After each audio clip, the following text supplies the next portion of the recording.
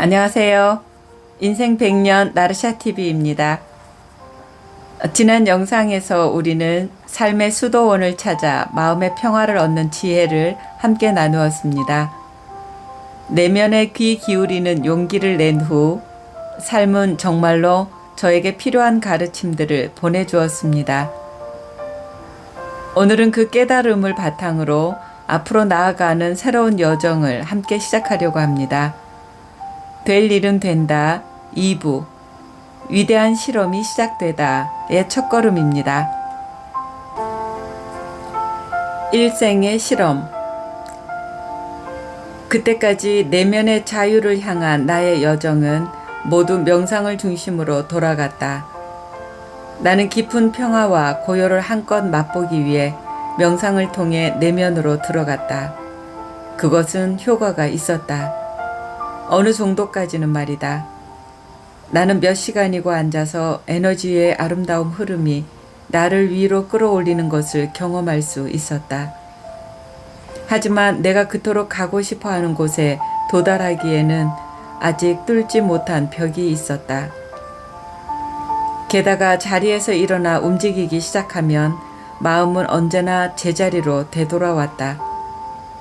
나는 도움이 필요했고 그것은 어느 날 벼락 같은 깨달음을 통해 왔다. 어쩌면 내가 잘못된 방식으로 접근해 가고 있는 것일 수 있다는 데에 생각이 미친 것이다. 끊임없이 마음을 조용히 잠재움으로써 나를 해방시키려고 할 것이 아니라 마음이 그렇게 소란스러운 이유를 먼저 물어봐야 하는 것 아닐까? 마음을 그렇게 제잘거리게 만드는 배후의 원인이 무엇일까? 만일 그 동기를 제거할 수 있다면 싸움은 끝날 터였다. 이 깨달음 덕에 나의 수행은 완전히 새롭고 흥미로운 차원으로 접어들었다. 내면을 잘 살펴보니 제일 먼저 눈에 띄는 것이 하나 있었다. 바로 마음의 활동 대부분이 나의 호불호를 중심으로 돌아간다는 점이었다. 마음은 좋아하거나 싫어하는 것을 발견하면 그것에 대해 왁자지껄 떠들기 시작했다. 마음의 이 호불호야말로 어떻게 하면 삶의 모든 것을 통제할 수 있을지에 대한 주절거림을 끊임없이 일으키는 주범이었다. 그 모든 것으로부터 해방되겠다는 대담한 시도의 일환으로서 나는 개인적인 호불호를 둘러싼 마음의 수다에는 완전히 귀를 닫겠노라고 결심했다.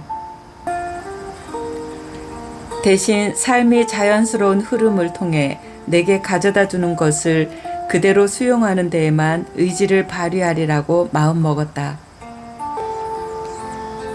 이런 관점의 변화가 어쩌면 내면의 소란을 잠재울 수 있을지도 몰랐다. 수행은 아주 간단한 것으로부터 시작했다. 바로 날씨였다. 비가 오면 툴툴대지 않고 그저 비가 내리나 보다 하는 것이, 해가 쨍쨍하면 툴툴대지 않고 그저 쨍쨍한가 보다 하는 것이 정말 그렇게 어려운 일일까?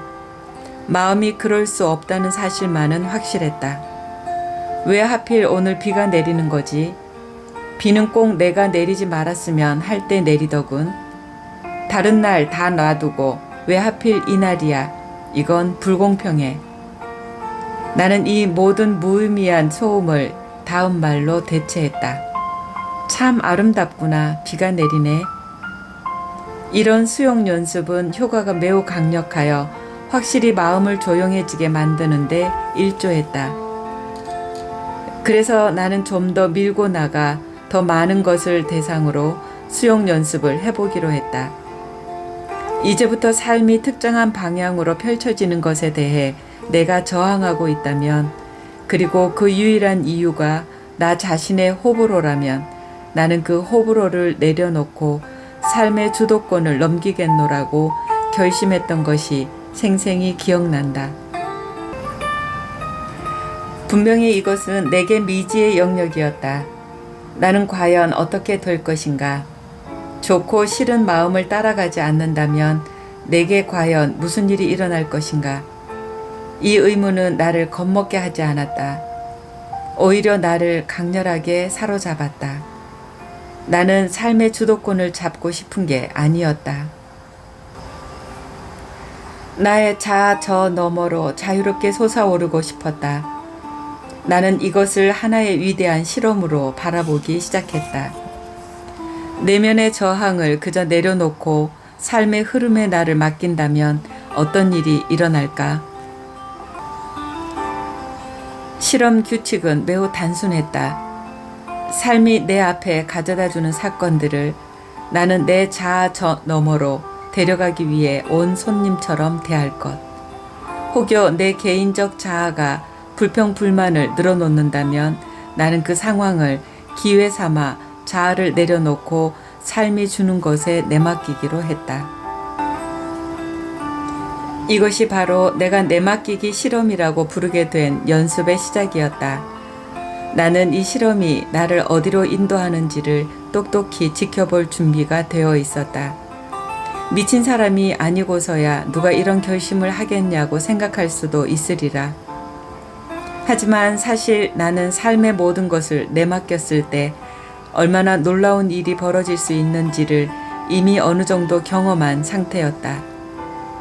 나를 내려놓고 별것 아닌 것 같은 사소한 사건들을 따라갔을 뿐인데 우연히 멕시코의 한 언덕에 도착했고 그곳에서 멕시코 마을 사람들과 그토록 아름다운 만남을 가졌었다. 또 미국으로 돌아와서는 내 아름다운 땅으로 인도되었고 거기서 집이 세워지는 과정을 두 눈으로 똑똑히 목격했다. 작은 오두막을 짓고 싶었을 뿐인데 예상하지 못할 정도로 풍요로운 경험을 하지 않았는가. 확실히 이 모든 일은 내가 한 것이 아니었다.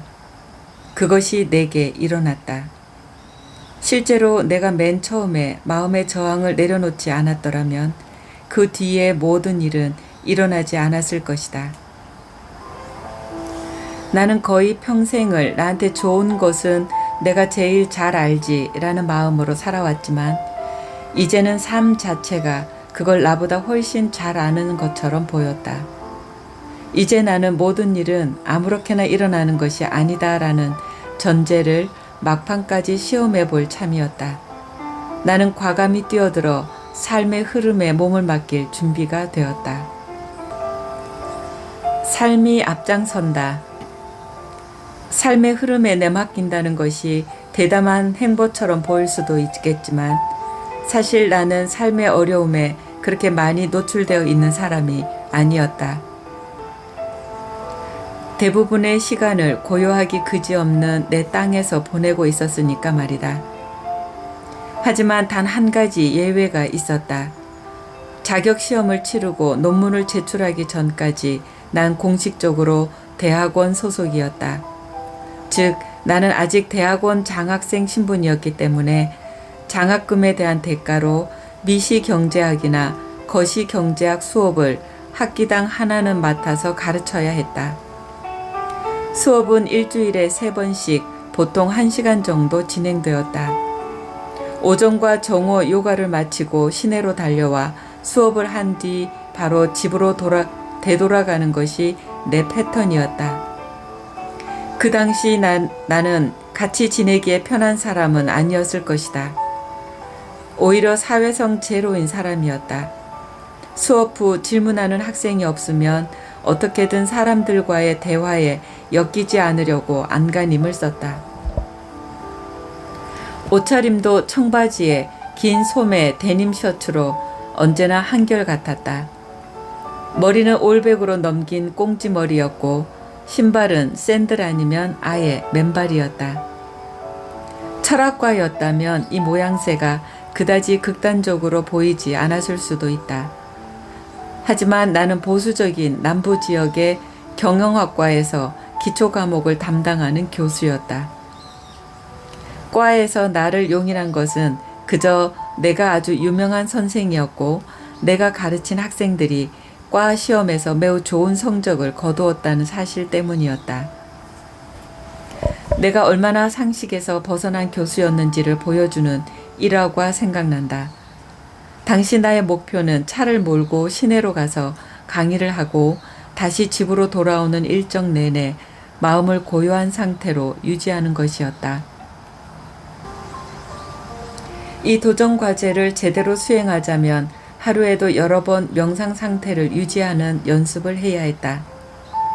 그래서 집을 나서기 전에는 들판에서 요가를 하고 수업에 들어가기 전에는 차 안에서 호흡 연습을 했다. 강의 시작하기 전에 학생들 앞에 선 채로 잠시 마음을 가라앉히기도 했다.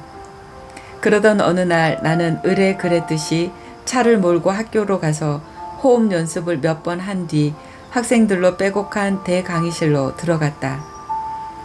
그런데 무슨 연유인지 내가 들어가자 학생들이 휘파람을 불며 야유를 보내기 시작했다. 잠시 어리둥절하던 끝에 나는 내가 요가를 마친 뒤 바지만 입고 셔츠 입는 것을 깜빡했다는 사실을 깨닫게 되었다. 맨발에 반 벌거벗은 상태로 학생들 앞에 서 있었던 것이다. 하지만 당황하지는 않았다. 학생들에게 오늘 수업을 휴강하고 싶은지 아니면 계속 진행하고 싶은지를 물어봤을 뿐이다. 학생들은 만장일치로 계속 하자고 말했고 나는 내 옷차림에 대한 생각 없이 아니 내가 옷을 입지 않았다는 생각 없이 거시경제학 수업을 진행했다. 엄격한 명상 생활을 고수하는 가운데 몇 달의 시간이 흘렀다. 원래 이 기간은 박사 자격 시험 준비를 위해 주어진 시간이었다. 하지만 말할 것도 없이 나는 책 한 권 보지도 않았고 펴보고 싶은 마음도 없었다. 내 인생에 더 이상 공부는 없었다. 아니 없다고 생각했다. 하루는 경제학 수업을 마치고 나가는데 고프만 박사가 복도에서 나를 부르더니 할 얘기가 있다고 말했다. 내 머릿속 목소리는 즉시 넌 이제 큰일 났어 라고 말했다. 아직 학장으로 재직하고 있던 그분의 귀에 반나체 사건이 들어간 게 틀림없었다. 하지만 늘 그랬던 것처럼 내 목소리는 틀렸다. 고프만 박사는 텔러헤시 주지사 사무실에서 전화 한 통화를 받았다며 이야기를 시작했다. 알고 보니 윗선에서 플로리다를 대표할 수 있는 지방대학을 게인즈빌에 하나 설립할 결심을 한 모양이었다. 그러기 위해서는 교육 부분은 물론이고 기금 마련과 재정 관리 역시 도맡을 수 있는 뛰어난 인재가 필요했다. 이를 염두에 두고 위원회는 새롭게 리모델링하는 산타페 지방대의 학장으로 플로리다주의 유명한 은행가 한 명을 임명했다. 고프만 박사가 이야기하는 내내 내 마음은 이렇게 말했다. 왜 이걸 나한테 얘기하시지? 나랑 무슨 상관이 있어서? 난 지금 집에 가야 하는데. 나는 곧 답을 얻었다. 플로리다 법에 따르면 지방대 학장은 박사 학위를 꼭 소지해야 하는데 위원회가 선임한 은행가 앨런 로버트슨에게는 박사 학위가 없었다. 그래서 그들은 어떤 결정을 내렸을까? 그가 박사 학위를 취득할 수 있도록 그와 학문적 배경이 유사한 성적 좋은 박사 과정생 한 명을 그에게 붙여주기로 했단다. 그리고 참으로 놀랍게도 그들이 선택한 박사 과정생은 바로 나였다. 내 머릿속 목소리는 노발대발했다. 나는 그것이 고래고래 소리 지르는 것을 지켜보았다. 안 돼. 난 그런 거 못해. 이제 대학과의 인연은 끝났단 말이야. 나는 수행에 전념하고 싶어. 옛날에 보던 경제학 책을 다시 꺼내는 일은 절대 없을 거야. 공부와의 인연은 이제 끝났다고 이 모든 저항의 한가운데에서 나는 삶이 가져다주는 모든 일에 자신을 내맡기겠다고 했던 내 최근의 맹세를 떠올렸다. 내가 지켜보는 머릿속 목소리는 영적인 조언가가 아니었다. 그것은 나의 영적 짐이었다. 짐덩어리를 내세운 운전석에서 쫓아버릴 절호의 기회가 온 것이다. 고프만 박사는 내 대답을 기다렸다. 하지만 승낙의 말이 차마 입술에서 떨어지지 않았다. 그러나 마침내 나는 내가 큰 소리로 알겠습니다. 기꺼이 도와드리지요. 그분의 가외 선생이 되겠습니다. 라고 말하는 것을 들었다. 바로 그 순간 주사위는 던져졌다. 내맡기기의 위대한 실험이 본격적으로 시작된 것이다. 내 인생의 주도권은 더 이상 내 손에 있지 않았다. 왕자와 거지. 앨런 로버튼슨의 공부를 돕는 일이 내 생활 방식을 그렇게 많이 바꿔놓지는 않았다. 대학 수업이 있는 날 겸사겸사 만나 몇 시간 공부하는 일정이었기 때문에 생활에 큰 지장은 없었다. 스터디 장소는 학교 근처 시내에 있는 구 산타페 캠퍼스의 총장실이었다. 우리는 꽤 죽이 잘 맞았다. 앨런이 3피스 양복을 단정하게 갖춰 입은 매우 성공한 은행가였던 반면 나는 말총머리에 청바지에 샌들을 신은 요가 수행자였다. 처음에는 이 관계가 어떻게 진행될지 전혀 예상되지 않았으나 알고 보니 앨런은 놀랄 만큼 마음이 따뜻하고 열린 사람이었다. 그래도 어색한 순간이 영 없지는 않았다. 내 봉사에 대한 비용 지급을 두고 첫 번째 문화적 충돌이 벌어졌다. 나는 공부를 도와주는 대가로 돈을 받고 싶지 않다고 그에게 말했다. 그는 그럴 수 없다고 했지만 나는 한사코 거절했다. 그는 자신은 성공한 은행가이자 이제는 대학 총장인데 당신은 한 달에 장학금으로 받는 $250가 전부 아니냐며 나를 계속 설득했다. 그의 말도 충분히 일리가 있었고 내가 전 재산을 땅 사고 집을 짓는 데 썼다는 것 역시 사실이었다. 그렇다 하더라도 내가 그의 공부를 돕는 것은 삶의 흐름에 나를 내맡기기 위한 것이었으므로 나는 돈을 받고 싶지 않았다. 결국 앨런은 우리의 비금전적인 관계를 받아들였고 우리는 좋은 친구가 되었다.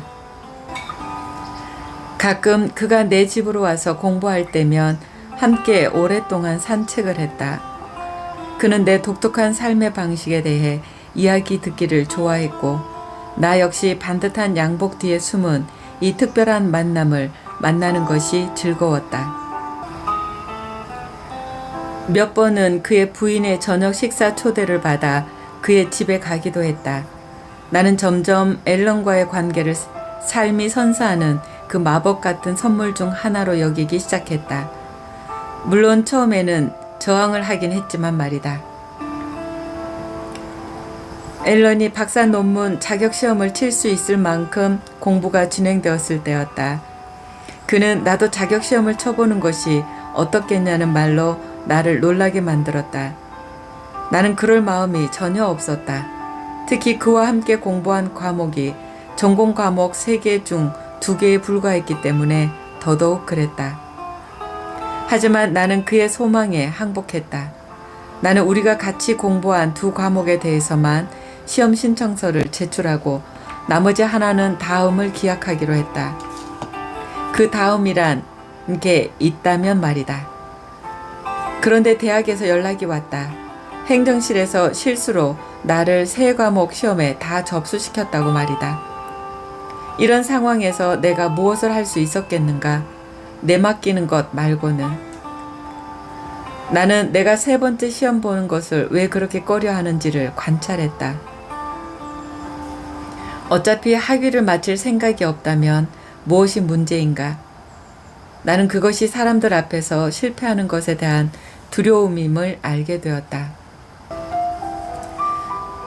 준비가 전혀 안 된 상태에서 시험을 치면 비참할 정도로 형편없이 실패할 게 분명했다. 실패에 대한 예감이 나를 불편하게 했고 이 불편함이 내면의 목소리를 작동시켜 시험을 어떻게 하면 피할 수 있는지에 대해 계속 짓거리도록 만든 것이다. 바로 그런 나를 없애버릴 수 있는 절호의 기회였다. 나는 행정실의 실수를 더 이상 문제로 바라보지 않게 되었다. 그것은 나를 한층 더 내려놓을 수 있는 도전이었다. 나는 세 과목의 시험을 모두 치르고 세 번째 시험의 실패를 기꺼이 받아들이기로 마음먹었다. 처음 두 시험은 전혀 문제없이 지나갔다. 앨런과 많이 공부한 과목이어서 내용을 상당히 잘 알고 있었기 때문이다. 마지막 시험날이 다가오자 나는 불가피한 실패에 대비해 마음을 다잡았다. 시험장으로 당당히 걸어가 내 에고의 고통스러운 죽음을 기꺼이 마음으로 받아들이리라. 하지만 그 다음에 벌어진 일은 나를 완전히 다른 사람으로 바꾸어 놓았다. 시험 과목은 국가 재정이었는데 나는 교과서를 시험 전날에야 꺼냈다.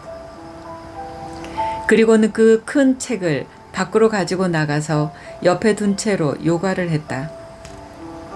요가가 끝나자 평화롭고 고요한 기분이 나를 가득 채웠고 나는 다음 날 있을 참사를 온전히 직면할 수 있을 것 같다는 생각이 들었다. 내 목이 떨어질 칼날을 검사하는 기분으로 나는 책을 들어 아무 페이지나 펼쳤다. 그리고 내 앞에 나타난 두 페이지를 읽었다. 이 의식을 세 차례 반복한 뒤 나는 내맡기기로 한 내 결연한 의지를 알리듯 책을 하늘 높이 치켜 들었다. 다음 날 나는 목소리가 무슨 말을 하는지를 면밀히 지켜봤다. 놀랍게도 나는 다가올 일 앞에서 매우 큰 평화를 느끼고 있었다. 오전 명상 후 나는 책을 다시 한번 꺼내어 아무 페이지나 펼쳤다. 알고 보니 내가 전날 펼쳤던 세 부분 중 하나였다. 나는 그 페이지에 나온 복잡한 차트를 살펴본 뒤 책을 다시 책장에 꽂았다. 그날 아침 나는 경영대 건물 밖에 차를 주차해 놓고 들어가기 전에 잠시 명상을 했다. 내면은 여전히 매우 고요했다. 그저 평화롭게 모든 것을 받아들이는 마음뿐이었다. 내가 진짜 시험을 통과했구나 라고 느꼈던 것이 기억난다. 설령 죽어도 하기 싫은 것을 삶이 가져다 준다고 하더라도 나에게는 마음 깊이 내맡길 수 있는 능력이 있음을 입증한 것이다. 나는 경제학부가 있는 위층으로 올라갔고 행정조교로부터 시험 문제를 받았다. 총 6개 문제 중 3개만 작성하면 된다고 했다. 시험지를 건네받으며 슬쩍 흩어본 순간 나는 그 자리에서 얼어버렸고 눈에는 눈물이 차오르기 시작했다. 어제 마구잡이로 펼쳐본 책 3곳에서 문제 3개가 나온 것이다. 나는 꼼짝도 할 수 없었다. 숨도 제대로 쉬지 못한 채 나는 그곳에 오랜 시간 서 있었다. 어떻게 이런 일이 있을 수가 있지? 그런 일이 또 일어난 것이다. 나 자신을 초월하겠노라는 명분하에 나는 자신을 내맡기고 내 개인적인 두려움을 기꺼이 직시했다.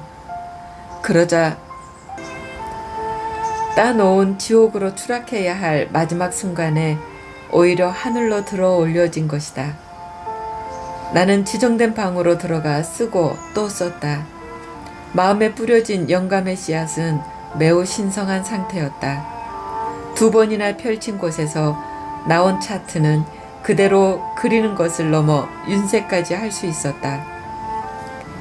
나는 답안지를 제출하고 내가 예상했던 것과는 완전히 다른 마음 상태로 집을 향했다. 시험을 치러 갈 때만 해도 삶은 내 일부의 죽음을 기꺼이 맞이할 수 있겠느냐고 묻는 것 같았다. 하지만 나는 깨달았다. 삶은 자기가 알아서 할 테니 너는 비켜달라고 요청한 것이었다. 나는 내가 과감히 그 부름에 응했다는 사실이 너무도 기뻤다. 며칠 후 고프만 박사가 나를 불러 내가 국가 재정 시험을 얼마나 잘 봤는지에 대해 상찬을 늘어놓았다. 학장님으로부터 이런 인정을 받으면 기뻐야 할 마땅한데도 왠지 죄책감이 들었다. 나는 자초지종을 전부 털어놓았고 혹시 문제가 될 일은 없겠냐고 물었다. 고프만 박사는 자리에서 일어나 내 어깨에 손을 올려놓은 뒤 그렇게 겸손할 것까지는 없다고 말했다. 그리고는 나를 사무실 밖까지 배웅했다. 보이지 않는 손을 따라 미지의 세계로. 1972년 봄, 내 의도는 아니었으나 어쨌든 나는 박사과정과 자격시험을 모두 통과한 사람이 되었다. 박사 논문을 쓰는 일만이 남았다. 하지만 그럴 일은 절대 없을 거라고 생각했기 때문에 논문에 대해서는 두 번 생각하지 않았다. 내 삶은 명상과 요가가 전부였다. 수행은 상당한 진전을 보였지만 그래도 나는 여전히 뭔가가 미진하다고 느꼈다. 크리아 요가에 답이 있다는 생각이 점점 커졌다. 크리아 요가는 요가난다가 가르친 특별한 명상법인데 문제는 이 요가에 입문하려면 1년 동안 통신 강의록 수업을 받아야 한다는 점이었다. 나는 크리아 요가에 좀 더 일찍 입문할 수 없는지 자아실현 동지회에 문의해 보기로 했다. 당시엔 내게 오는 우편물이 거의 없었다. 그래서 몇 주 후에 2통의 편지를 같은 날 받고는 적잖이 놀랐다. 하나는 자아실현 동지회에서 온 것이었고 다른 하나는 한 번도 들어본 적 없는 단체에서 온 것이었다. 동지회의 답변을 빨리 알고 싶었기 때문에 나는 첫 번째 편지를 먼저 열었다. 심장이 쿵 하고 떨어졌다. 크리아 요가를 배우려면 6개월은 더 기다려야 한다는 소식이었다. 내 반응을 내려놓는 일 말고는 할 수 있는 일이 많지 않았다. 나는 심호흡을 크게 한 뒤 두 번째 편지를 뜯었다. 내용을 본 순간 내 모든 실망은 허공으로 사라졌다. 봉투 안에는 크고 진한 글씨로 다음과 같이 적힌 전단지가 한 장 들어있었다. 올 여름 파라마한사 요가난다의 직계 제자로부터 크리아 요가를 배우세요. 나는 다시 한번 멍해졌다. 나는 이 사람들을 전혀 몰랐다. 캘리포니아에 적을 둔 요가 커뮤니티인 것 같았는데 그들이 나를 알았거나 내 주소를 알았을 가능성은 전혀 없었다. 나는 플로리다의 숲속에 사는 은둔자 아니었던가. 완벽하게 얽혀있는 이 2통의 편지가 어떻게 똑같은 날 내 우편함에 들어있는 걸까?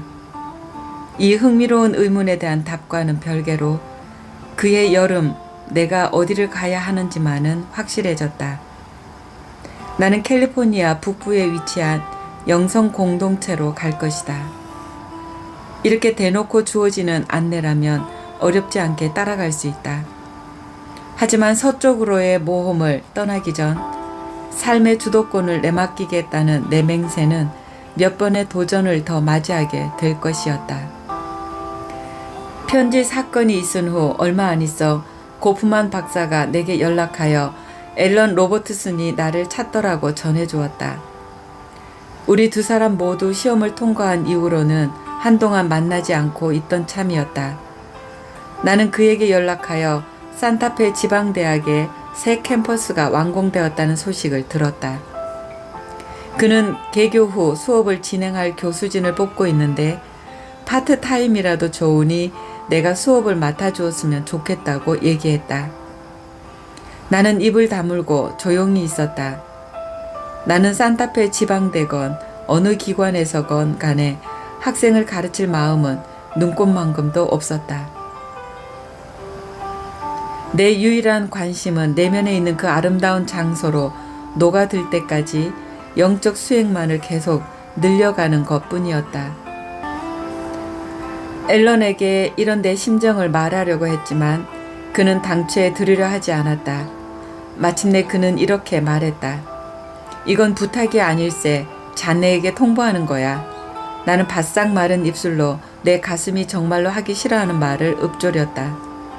알겠습니다. 그 학교에서 파트타임으로 학생들을 가르치겠습니다. 제가 무슨 일을 해야 하죠?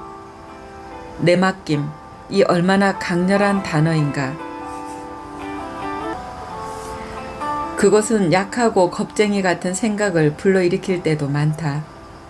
나의 경우 보이지 않는 손길을 따라 미지의 세계로 들어갈 만큼 용감해지기 위해서는 그야말로 내가 갖고 있는 모든 힘을 다 쥐어짜내야 했다. 그리고 나는 그렇게 했다.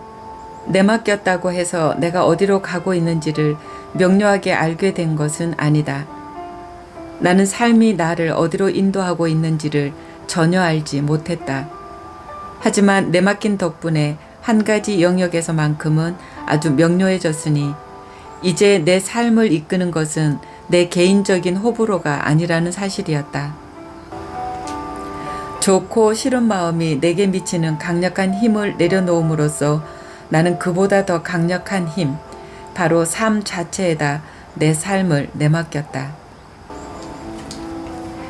이 성장 단계에서는 나는 내맡기기 수행이 실제로는 확연히 구별되는 두 단계로 이루어진다는 사실을 알 수 있었다.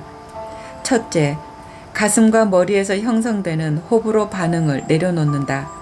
둘째, 그렇게 얻어진 명료한 시선으로 내 앞에 펼쳐지고 있는 상황을 바라봄으로써 지금 삶이 내게 무엇을 요청하는지를 본다. 호불호의 반응에 영향받지 않는다면 당신은 무엇을 하겠는가? 그 심오한 안내를 따라가다 보면 삶은 개인적인 호호를 따를 때와는 매우 다른 방향으로 나아갈 것이다. 그것만은 분명하게 말할 수 있다. 이 깨달음은 내 영적인 삶과 세속적인 삶 모두의 굳건한 기반이 되었다. 여러분, 오늘 함께 읽은 이 책의 대목들은 정말 제 마음에 와닿는 부분이 많아 놀랐습니다. 모든 것을 제 힘으로 통제하고 계획하며 살아온 저에게 삶이 앞장선다는 말은 처음엔 너무나 낯설었어요. 아직 완벽하게 모든 것을 내려놓는 경지에 이르지는 못했지만 저만의 작은 훈련을 꾸준히 하고 있습니다.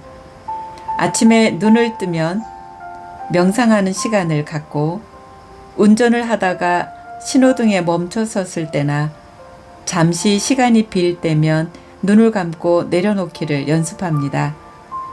완벽하지 않아도 괜찮습니다.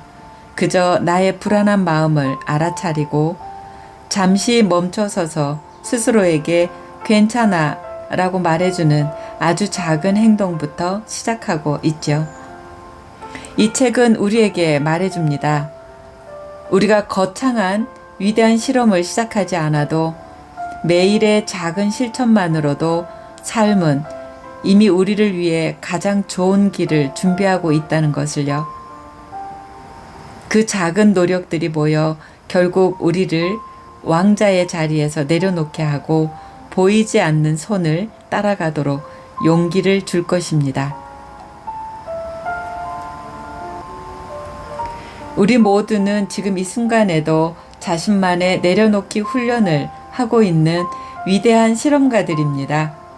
여러분은 요즘 어떤 삶에 내려놓기 훈련을 하고 계신가요? 신호등에 멈춰 섰을 때 혹은 커피 한 잔을 기다리면서 잠시 멈춰 서는 순간이 있다면 댓글로 함께 나눠주시면 감사하겠습니다. 우리 모두에게 큰 지혜가 될 것입니다. 오늘도 함께 해주셔서 감사합니다. 인생 100년 나르샤 TV였습니다. 사랑합니다.